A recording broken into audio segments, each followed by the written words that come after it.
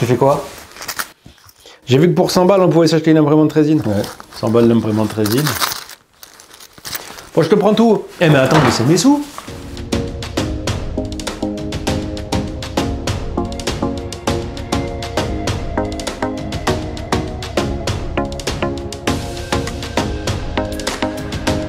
Bonjour, c'est Edidon pour les imprimantes 3D.fr. Aujourd'hui, on va parler de la Gitech Alcaid, l'imprimante réputée par son placement tarifaire comme étant l'imprimante du pauvre, l'imprimante résine qui vaut moins de 100 €. Donc l'imprimante résine la moins chère du marché. Et avant même de vous le dire en conclusion, je vous le dis tout de suite, même les concurrents en promotion n'arrivent pas à s'aligner sur ce prix. Maintenant, on va voir, est-ce que ça vaut le coup de l'acheter? Est-ce que ça vaut pas plus le coup de payer un peu plus pour avoir autre chose? Qu'est-ce qu'elle est capable de faire? Qu'est-ce qu'elle n'est pas capable de faire? Etc., etc. Donc on va commencer comme d'habitude par une petite présentation de la machine. Je vais ensuite vous montrer les performances sur le son, la consommation électrique, puis les prints. Et enfin, je vais vous dire oui, non, pourquoi, combien, qui, où, je sais pas. Donc ce Gitech Alcaid, je reviens pas trop sur l'unboxing. Je rappelle que toutes les photos et les détails sont sur le blog, donc c'est très complémentaire à cette vidéo. Le lien est en description. Plateau classique, bac éclaté, voilà. Mais après, à titre de comparaison, moi, j'ai commencé avec une Creality Alot One. À l'époque, je l'ai eu en promotion à 130 €. Le bac était éclaté aussi. Il n'y avait pas trop de bec verseur. Il n'était pas facile à faire glisser. Là, on a à peu près le même problème. Il n'y a aucun cran pour aider à glisser son bac. Le maintenir, il n'y a quasiment rien pour le maintenir. Il n'y a pas de trou, il n'y a pas de support, il n'y a pas de rebord. Donc, vous le tenez sur les côtés. C'est pas terrible déjà pour vos gants. C'est pas évident à nettoyer, etc. Les vis pour les fixer me dérange parce que la tête de vis est très petite, donc si vous serrez fort, des fois pour desserrer sur une petite tête de vis, vous devez forcer. Voilà, c'est pas ultra agréable. Je rappelle que c'est l'imprimante 3D résine la moins chère, donc vous ne pouvez pas vous attendre à quelque chose de mieux que ce que vous voulez acheter. Si vous achetez un smartphone à 100 €, vous pouvez pas dire ouais mais l'iPhone il est mieux. Forcément, s'il coûte 6 à 12 fois le prix. Le port USB de la machine est derrière. Bon, la machine est petite, elle a quand même une prise facile sur les côtés, facilité sur le côté. Alors vu que j'ai pas vidé le bac, je la déplace pas trop. Vous avez des petits emplacements pour des petits... Si vous avez des petits doigts, moi ça passe pas, mais en tout cas ça vous facilite le déplacement sans trop de difficultés, donc c'est pas trop gênant. Bon, pas vraiment pour la défente, mais aujourd'hui il y a énormément de concurrents où le port USB il est derrière ou sur les côtés. Il n'y a pas énormément de machines où le port USB est devant. Il y en a quelques-unes, mais c'est parfois minimum 3 fois plus cher. Un petit mot sur l'interface qui est classique, on nous propose quand même du français. Google Trad, mais ça reste du français aujourd'hui. Je vais parler de la Mars 3, des Lego, je vais parler de la Mars 2, de l'Anycubic Mono 2, même de la Mars 4. Alors pas la Ultra, mais la Mars 4 tout court, vous ne l'avez pas en français. Bon, après, c'est du chipotage et le français, il n'est pas terrible. Petit mot sur l'utilisation. Moi, j'ai eu un plateau éclaté, c'est-à-dire qu'il n'était pas à plat. Alors, ça aurait pu être que moi. Mon ami 3D Maker a mis dans son test vidéo qu'il a eu le même souci, il a dû poncer le plateau. Moi, c'est pareil, j'ai dû poncer le plateau. Au début, mes premiers prints que j'ai sortis étaient pas parfaits. La calibration dimensionnelle était discutable. Il y avait quelques traits dus au fait que c'est comme si j'avais raté mon leveling, sauf que j'étais sûr de ne pas l'avoir raté, donc ça venait de ça. J'ai poncé et j'ai rattrapé ce souci. C'est dommage. Alors, je vais en venir en conclusion, mais si cette imprimante est censée vous motiver à vous lancer dans l'impression 3D rétine. Elle n'est pas censée vous écœurer. Et le plateau, c'est ce qui peut arriver. Maintenant, attention, je rebondis. Ça a été des problèmes qui ont souvent été relevés sur des imprimantes concurrentes dans cette gamme tarifaire, et même parfois plus chères. J'ai eu des gens qui ont acheté une Saturn 2 l'année dernière, qui m'ont dit j'ai dû poncer le plateau. Des gens avec une Mighty 8K qui ont dû poncer le plateau. Donc ça reste qu'un problème qui est assez récurrent sur les anciennes imprimantes 3D résine. À titre personnel, moi c'est la première que je ponce. J'ai jamais eu besoin de poncer réellement un plateau d'imprimante 3D résine, que ce soit ma première Alot One, que ce soit ma Mars 3, mais c'est des choses qui reviennent régulièrement sur les retours utilisateurs. Donc je ne sais pas exactement où on peut la situer. Est-ce que 3D Maker et moi, on est peut-être des exceptions à avoir eu ce souci-là? J'ai pas vu d'autres retours de gens. En tout cas, les personnes que j'ai pu tomber dessus n'en parlaient pas. Donc on a peut-être eu la poisse là-dessus, ou peut-être qu'on est les seuls à l'avoir remarqué. C'est pas impossible aussi. Parce que comme je dis, si vous surexposez, ou si vous dites, bon, il y aura des écarts, des défauts, et c'est pas grave, voilà. Vous ne verrez pas cette erreur exposée un peu plus longtemps, ça fait que ça va tellement être dur que c'est pas sûr que ça bouge. Selon ce que vous imprimez, selon comment vous imprimez, selon comment vous placez vos pièces. Par exemple, sur la pièce de test de la clé USB, il n'y a eu aucun défaut réellement visible. Donc ça a été plus tard, en travaillant avec mon slicer, j'ai dit, ah non, il y a un truc qui va pas. J'ai testé avec le réglé, effectivement, ça n'allait pas. J'ai poncé à la ponceuse orbitale. Alors, ponceuse orbitale, j'ai mis le papier à poncer sur une visseuse. Papier grain 80, je sais parce que celui que Frozen m'avait donné. Frozen, c'est tellement une marque premium qui te donne déjà de quoi rétablir leur plateau à 200 balles. Jamais c'est pas bon. Désolé.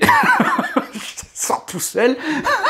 Et j'ai poncé avec. Bon, une fois que ça c'était réglé, la machine ne m'a plus trop déçu. Dans sonore, on est en dessous des 45 décibels. Ça reste pas trop bruyante pour une imprimante 3D résine. Il y a mieux pour cette taille. Point négatif, mais encore une fois, c'est pas la seule. Le bruit est permanent. Donc, c'est-à-dire que même quand elle imprime pas, vous entendez la ventilation de la machine. Moi, c'est le genre de truc qui me gonfle, mais c'est des choses que vous entendez sur la Lot Mage, c'est des choses que j'entendais sur la Mars 3, c'est des choses que j'entends encore sur la GK2. C'est le petit point négatif. Consommation électrique, c'est extrêmement maîtrisé. On a un 15 Wh en moyenne. Alors, ça sera toujours dépendant de la résine que vous utiliserez, mais quand elle est en fonctionnement normal, sans que l'écran s'éclaire, c'est 5 watts. Quand l'écran s'éclaire, c'est 33 Wh. Donc, selon les temps d'exposition, ça varie. Moi, c'était 15 Wh. Donc 15 Wh, autant dire que ça vous consommera rien du tout. On va parler de la vitesse d'impression et du volume maximum d'impression. Alors la vitesse, ça a été ma grande surprise. Elle m'a sorti la tour Eiffel de 12 cm, donc le test de vitesse que je fais tout le temps, en moins de 8 heures. Alors peut-être que vous vous dites, bon 8 heures, ouais, 8 heures pour sortir 12 cm, c'est pas incroyable. Je précise que c'est avec une exposition quand même assez longue. La GK2, la machine qui vaut, hors promotion, hors remise, tout ça, 900 boules. 900 boules, elle m'a sorti à peu près un peu plus d'une heure de plus. Elle a pris un peu plus de 8 heures. Donc elle va plus vite que la GK2 pour imprimer à la même hauteur. À ma grande surprise. Je me rappelle de la Lot One, la Creality Lot One, donc pareil, ça a été ma première machine. Ouais, je sais que la Tour Eiffel m'a pris 14 heures. Et la Frozen Mini 8K, ça m'a pris 14 heures. On a quand même une vitesse qui est honorable pour ce prix-là. Encore une fois, c'est en mettre en corrélation avec le prix. Capacité maximum d'impression, c'est pareil, c'est une petite machine, donc vous attendez pas à un truc de fou, mais c'est le volume d'impression le plus grand en hauteur, du moins, que vous pouvez obtenir sur des petites machines. C'est plus haut que la Mono 2, c'est plus haut que la Creality Lot One, c'est plus haut que la Frozen Mini 8KS, c'est plus haut que les Lego Mars 4 ou les Lego Mars 3 d'ailleurs. Ça, c'est la taille maximum que j'ai pu sortir. Enfin, c'est la taille... Bon, moi j'ai les grandes mains, mais c'est pas vilain, encore une fois, pour ce prix. Mais comme je dis, pour la Mars 4 Ultra, pour la Mini 8KS, qui coûte quand même 3 fois plus cher que cette machine, qui sortent pas beaucoup plus que ça ou pas plus que ça, elle est un peu plus petite au niveau de l'écran que ces autres machines, mais vraiment, ça se joue à rien. Elle est compensée vraiment sur la hauteur. Alors là, vous vous dites, bon ok, mais est-ce qu'elle est dégueulasse? Parce que si j'ai envie de mettre une imprimante qui a une meilleure résolution, la résolution XY de cette machine, c'est du 51 microns. C'est ce qu'il y avait également sur la Creality Lot One et sur la Mars 2. Donc c'était les machines qui ont aujourd'hui commencent à dater. Et là vous vous dites, bon ben je sais pas pour commencer, est-ce que je mets pas un peu plus de pognon pour prendre, ben je sais pas, genre une Mars 4 à 18 microns, une Mini 8KS à 22 microns, même une machine à 35 microns, une Mono 2 ou etc. de chez Anycubic. J'ai eu du mal à y croire au début. Donc je vous montre ce qu'elle me sort. Ça c'est mes tests de capacité, de qualité d'impression. En l'analysant de près avec ce que me sort la Saturn 3 Ultra ou la Frozen Mini 8KS, c'est très difficile de voir les différences. On voit les différences. Alors, donc je vais m'approcher de vous et vous montrer la différence entre une que j'ai fait avec la Saturn 3 Ultra. Ça, c'est la Saturn 3 Ultra. Et ça, alors j'essaie de mettre à côté pour la mise au point, vous ne fout pas. Ça, c'est la Gitek Alcaïd. Si vous vous mettez, sans déconner, alors déjà, si vous comparez les deux côte à côte, il est difficile d'identifier laquelle est la meilleure. C'est faisable, mais il est difficile. Il faut rester comme ça et bien réfléchir. Ça vous flash pas la tronche? C'est vraiment, vous vous dites, vous buguez pour voir laquelle est la meilleure. Alors oui, je vais pas vous dire que 51 microns c'est mieux que 22 microns, c'est pas le cas. Et ça, alors ça se voit quand vous mettez les deux pièces identiques, résine optimisée, c'est les mêmes résines également, c'est de la Sunny standard grise. Et je me mets à côté et oui, alors oui, ça chipote un peu. Il y a un peu plus de détails sur la Saturn 3 Ultra qui vaut 5 fois plus cher, pour ne citer que celle-là. Ou la Frozen Mini 8KS, vu que je situe les deux à peu près kiff-kiff sur la qualité d'impression, visible à l'œil du moins, qui vaut 3 fois plus cher et qui est 2 fois plus lente. La différence de perception se vaut pas. Enfin, se vaut pas, en tout cas, rapport qualité-prix, c'est pas mal. Je vais vous parler des autres prints. Alors, je vous montre d'abord un avant qu'il soit peint. Et maintenant, je vais vous montrer qu'est-ce que ça vaut peint.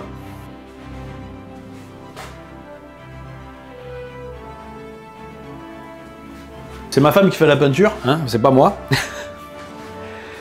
Et c'est là où je vais en revenir.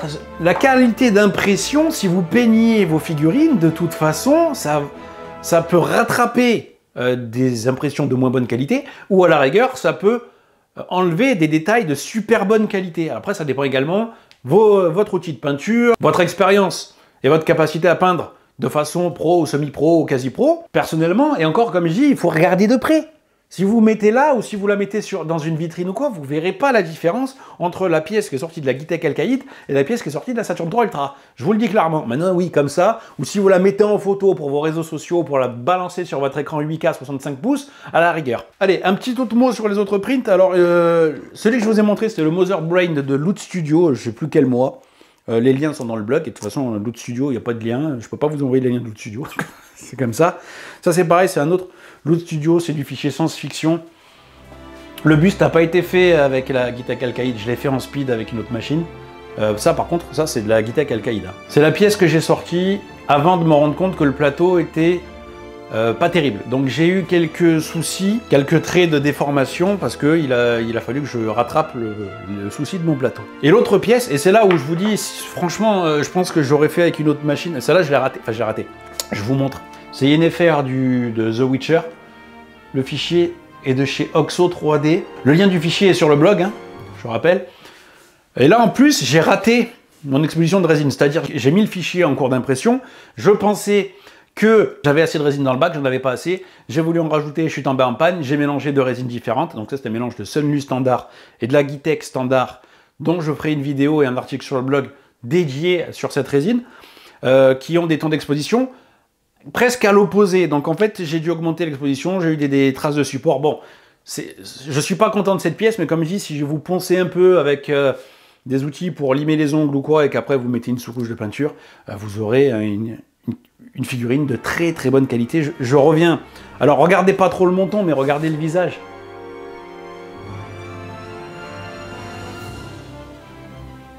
Alors à part les traces de support que j'ai fait en décollant, parce que comme je vous ai dit, je me suis raté sur l'exposition de ma résine, qui fait que c'est pas parfait, aussi parfait du moins que ce que je sors habituellement. C'est pas lié à la résine, c'est pas lié à la machine, c'est lié à moi qui n'ai pas pris le temps de calibrer ma résine. Parce que là, j'ai paniqué. Mais à part ça, comme je dis, c'est très honorable pour commencer la résine. Avant de passer à la conclusion, un petit mot sur le Wash and Cure de Gitech. Alors il y a deux propositions, enfin, officiellement il y en a 4. Il y a le GCW01 et le GCW02, c'est le même volume d'impression, c'est le même concept. Le GCW01, c'est juste que vous n'avez pas d'écran digital, et le GCW02, il y a un écran digital. Est-ce que je vous recommande d'acheter le Wash and Cure de chez Gitech, pas le GCW02? Je vais vous expliquer pourquoi. Le produit fonctionne, il n'y a pas de souci, je m'en suis servi, il marche. Deux choses que c'est une anomalie énorme pour moi, et ça c'est la plus pénible, le bac d'alcool n'a pas de couvercle fourni, et normalement, même si vous en faites un, c'est pénible, parce que le panier s'accroche sur votre bac. Apparemment, c'était trop compliqué pour eux de mettre deux trucs ici pour que le panier il tienne, et de mettre un couvercle là. Après, il y a un bec verseur, mais bon, j'ai voulu, quand j'ai transversé, j'en ai mis la moitié à côté, donc le bec verseur, il sert pas à grand chose, ou alors il faut prendre son temps, et moi, je n'ai pas envie de prendre mon temps. Donc ça, c'est le truc déjà qui m'a un peu gêné. À titre personnel, j'ai laissé quand même le bac pendant plus de 2 semaines avec la cloche jaune dessus, parce que de toute façon, il ne tourne pas si vous n'avez pas mis la cloche jaune, même en mode wash. J'ai pas vu d'évaporation d'alcool, parce que le problème, l'alcool à 99% est censé s'évaporer vite. C'est d'ailleurs ce qui en fait l'élément le plus intéressant pour nettoyer la résine, c'est que tout ce que vous appliquez, il ne reste pas, du moins quand il est ouvert. Avec la cloche jaune, ça suffit. Par contre, quand vous soulevez la cloche, je pense que vous chopez... je sais pas ce que vous chopez, mais en tout cas, vous sentez que ça sent pas un truc de fou. Donc ça, c'est mitigant. Et en plus, elle est ultra bruyante. Enfin, c'est-à-dire que quand vous lancez n'importe quelle opération, il sonne les 5 dernières secondes avant la fin. Donc, tit, tit, tit. C'est pénible. Extrait tout de suite sur votre écran. Donc, pendant que cette pièce est en train de sortir, moi, je vais vous montrer comment préparer votre... Tu vas la fermer, ta gueule? Oh, t'es obligé de gueuler? Du bruit tout le temps, lui. Ta gueule, putain! C'est le point négatif, il n'y a pas moyen de couper ce son-là. Et en plus, il y a la finition de l'écran. Je sais pas si vous entendez le bruit, mais on sent que c'est cheapos. Et le point qui me gêne un peu, c'est que ça, par contre, c'est 105 $. Donc en euros, on va dire une centaine d'euros. Pour 100 €, vous prenez n'importe quel concurrent. Les Lego Mercury Plus, les Anycubic Wash and Cure. Alors maintenant, ils ont sorti la version 3. Et ils ont toujours la version 2 que vous pouvez toujours trouver en promo. Vous avez le Creality UW01 dont ils parlent très peu, mais que c'est le même concept. C'est peut-être pas les trucs les plus quali non plus que vous pouvez trouver, mais au moins vous pourrez fermer votre bac d'alcool et j'espère, je peux pas juger de ça, que ce sera moins bruyant. Si toutefois, vous voulez quand même avoir le combo le moins cher, le GCW01 qui fait la même chose, qui n'a pas d'écran digital, lui c'est 75 $. 75 $ avec la conversion, alors ça dépend des jours, 70 balles. Celui-là qui est moins de 100 $, 95 balles. 160 €, un combo wash and cure, un combo résine wash and cure. C'est bien. Afin de minimiser les coûts de la machine, Guitec ne vend que depuis le site de Guitec. Et ça peut être le point un peu perturbant quand vous connaissez pas et que vous savez pas le délai, surtout quand c'est des produits d'origine asiatique. Alors, moi, on m'a confirmé prise en compte de la commande, qui a été envoyée gratuitement, bien sûr, par la marque, pour le site lesimprimantes3d.fr le lundi. Le mercredi, j'avais tout reçu. 48 heures entre le moment où on m'a confirmé et le moment où j'ai reçu. Un petit mot, je suis obligé d'en parler, mais vite fait. Guitec m'a aussi envoyé la Curing Box, donc c'est une boîte à UV que j'ai jamais eu le courage de monter. Voilà, je vous montre un peu le machin, c'est flemme. En fait, ils m'ont envoyé une dizaine... de plaques comme ça, avec un ruban, une espèce de carton de protection à enlever. J'ai vu un sachet avec une quarantaine de vis. Il y avait des bandes LED à part à coller, il fallait faire passer des câbles. Ça m'a saoulé, je ne l'ai pas fait. Voilà. Donc merci quand même à Guitec, je le ferai peut-être un jour. Mais en plus c'est un truc à 75 balles juste pour utiliser des rayons UV qu'il faut assembler vous-même. Avec ma femme on a passé 2 heures rien qu'à enlever les protections parce que c'est... on nous a saoulé. Donc je l'ai pas fait. Et 75 balles une Curing Box, bon, il y a la Curing Box 01 à 30 €. 30 €, c'est peut-être pas forcément une mauvaise chose si vous utilisez le nettoyage à la main avec un bac d'alcool que vous achèterez vous-même et que vous nettoyez avec un pinceau ou avec une brosse à dents. Maintenant qu'on a fait le tour de cette machine, j'en arrive à la conclusion. Les points positifs de cette machine, c'est... Alors, attention, ça reste toujours en corrélation avec le prix. Déjà, le prix, c'est le premier argument et c'est le premier point positif. C'est moins de 100 €. Il n'y a pas une autre machine à ce prix-là. Quand vous voulez commencer la résine, ce qu'il vous faut comme imprimante, c'est une avec un écran, avec un bac et un plateau. Le reste, c'est du confort ou du gadget. Ça, c'est quelque chose que je vous dis. Donc, on a quand même un rapport qualité-prix qui est bon. On a une vitesse d'impression qui est bien. Je rappelle que ça va plus vite que la Frozen Mini 8KS. En tout cas, dans les paramètres standards de chez Toolbox. On a un volume d'impression qui est bon pour la catégorie. 190 mm de haut. La M5S, qui est quand même plus large, mais la M5S, elle monte à 200 mm de haut. Elle vaut 400 balles en promo. C'est-à-dire hors promo, elle est à 550, l'Anycubic M5S.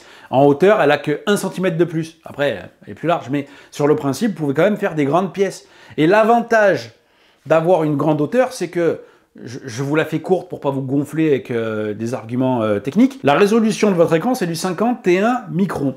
En hauteur, vous pouvez régler votre épaisseur de couche jusqu'à la mettre en 10 microns, si vous voulez, ou en 20, ou en 30, et essayer de placer votre pièce. Contrairement aux autres, il faut les mettre le plus à l'horizontale possible pour que l'écran projette la qualité, projette en tout cas sa qualité comme ça. Vous le mettez un peu plus à la verticale, vous réduisez l'épaisseur en hauteur, et vous allez gagner du détail sur la hauteur. Plutôt que de toute façon, vous ne pouvez pas en avoir plus grâce à l'écran.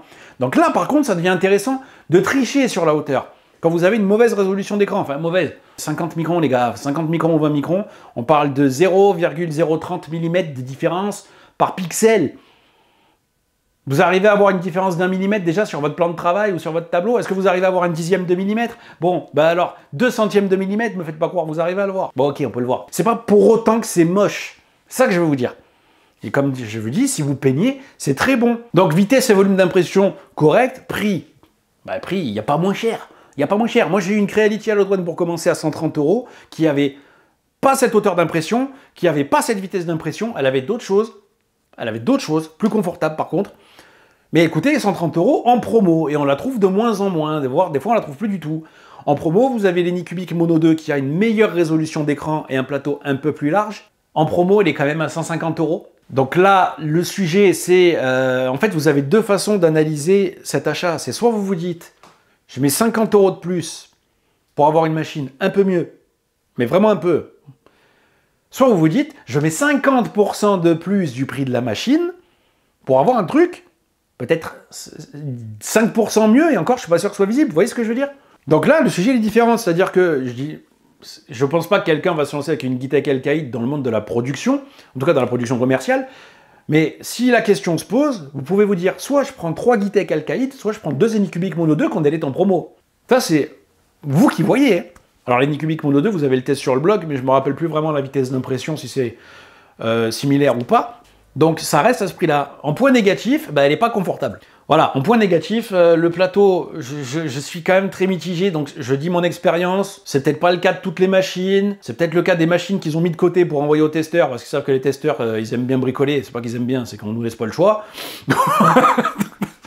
Et le bac, il est pas confortable à utiliser, mais ça fonctionne. Encore une fois, ça fonctionne. Le FEP est propriétaire, j'en ai pas parlé, c'est le système de FEP propriétaire, donc vous devez acheter les FEP chez Gitek. Alors, je vais faire un petit mot sur les pièces détachées, parce que c'est quelque chose qui revient souvent. Le truc qui ressort, c'est l'écran de la Gitek Alcaïd, il vaut plus de 50% du prix de la machine. C'est pas la faute à la Gitek Alcaïd. Demain, vous achetez n'importe quelle machine d'occasion à 100 balles, avec un écran de pixels 50 microns, je suis désolé, l'écran il coûte 50 €.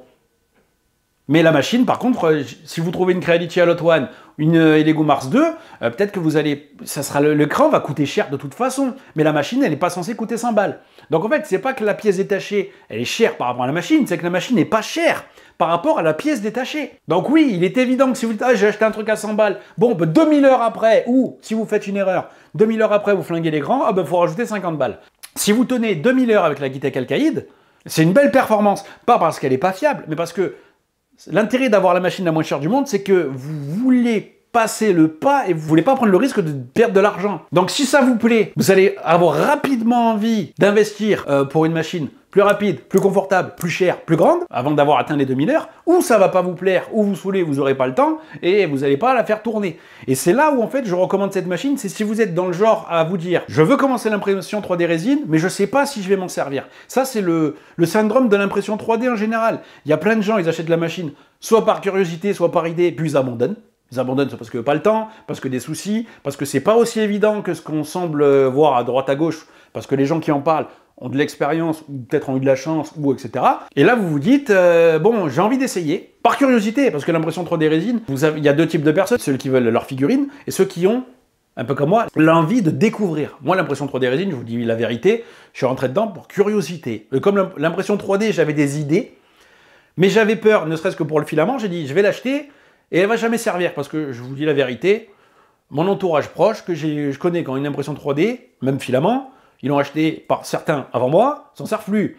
Parce qu'ils n'ont pas d'utilité, parce que si tu conçois pas tes fichiers, au bout d'un moment, tu tournes en rond, parce que les consommables coûtent cher, parce que des fois, ça déconne, c'est pareil pour la résine ou pour le filament. Et là, voilà, vous vous dites, bon, si je mets 100 balles, si je m'en sers plus, si ça marche pas, si ça me saoule, j'ai pas perdu une fortune. Et si ça vous plaît, dans 3, 4, 5, 6 mois, 1 an, vous qui voyez, bon, je vais m'acheter un truc plus grand, ou un truc plus rapide, ou un truc plus confortable, ou une deuxième, parce que j'en fais plein, et d'un coup, je vends des miniatures. C'est dans cet intérêt-là, ou dans l'intérêt vraiment, bon, j'ai un budget un peu serré, j'ai envie d'en faire. Je reviens sur cet élément de budget serré.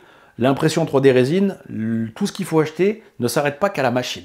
Vous allez devoir acheter de la résine, ça part vite. Ça part vite. Selon ce que vous faites, selon vos erreurs, selon les tests d'exposition. Moi, Gitek, ils m'ont envoyé leur résine.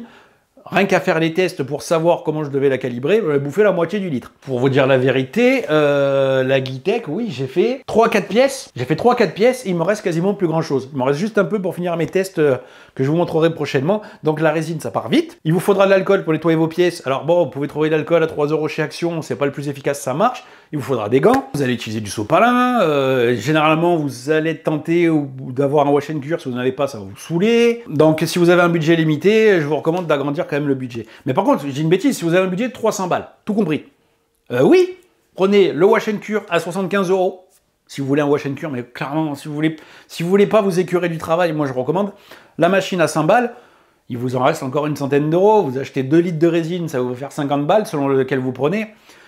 Vous prenez les gants, vous prenez un peu de sopalin, vous prenez quelques outils parce que cette Gitek en unboxing ne vous offre pas grand chose, en tout cas rien d'ultra confortable. Donc c'est une bonne chose. C'est une bonne initiative, c'est une bonne proposition. Si vous avez déjà une Mars 3, une Mars 4, si vous avez déjà une imprimante résine, je ne vais pas vous dire d'acheter la Gitek, il n'y a pas d'intérêt. À moins d'en vouloir une deuxième, vous n'allez probablement pas être séduit, à moins que vous ayez une vieille machine d'il y a 4-5 ans. Dans ce cas-là, par contre, ça se discute. Mais si vous avez une imprimante résine qui est sortie il y a moins de 2 ans, il n'y a pas de grand intérêt à acheter cette Gitek Alcaïd. Par contre, pour commencer, c'est le choix le plus raisonnable en termes de prix, si vous n'avez pas ce problème de plateau. En tout cas, si vous tombez sur cette vidéo, vous savez comment ça marche. Si vous avez le même problème que moi, vous contrôlez avec un niveau s'il y a un peu de jeu dessous, et vous poncez les bords si c'est au niveau des bords ou pas. Et ça, par contre, je maintiens, c'est des choses qui sont arrivées régulièrement sur d'autres machines à beaucoup d'utilisateurs. Donc je ne sais pas trop où me situer si c'est récurrent ou pas. Voilà, j'ai tout dit. Je rappelle que si vous voulez en savoir plus, l'article est sur le blog. N'hésitez pas à vous abonner pour soutenir les imprimantes 3D.fr. Mettez un pouce bleu, un commentaire. Dites-moi ce que vous pensez de cette machine. Que vous en ayez une, que vous en avez une autre. Qu'est-ce que vous en pensez sur le papier? Qu'est-ce que vous en pensiez avant? Qu'est-ce que vous en pensez maintenant? Enfin, tout ça, ça m'intéresse. Merci d'avoir suivi la vidéo jusqu'ici. Je vous laisse avec le bêtisier. Ciao, à la prochaine. C'était Isidon pour les imprimantes 3D.fr. Et ici, et le lieu d'exécution, c'est bon. Il n'y a pas de... Donc il n'y avait rien à signaler. Petite présentation de la machine, nous avons donc un capot jaune classique. Donc c'est capot pour filtrer les UV au sein, on s'en fout. L'imprimante 3D la moins chère. Je rappelle que c'est l'imprimante 3D. Un petit mot sur l'interface. L'interface est en français. Elle est gérée... non, avant de parler d'interface. Encore une fois, c'est... pas vraiment. Il y en a quelques-unes, mais c'est des fois, 3 fois... Il y en a quelques-unes, mais a mis dans sa vidéo, dans son test vidéo. Mon ami 3D.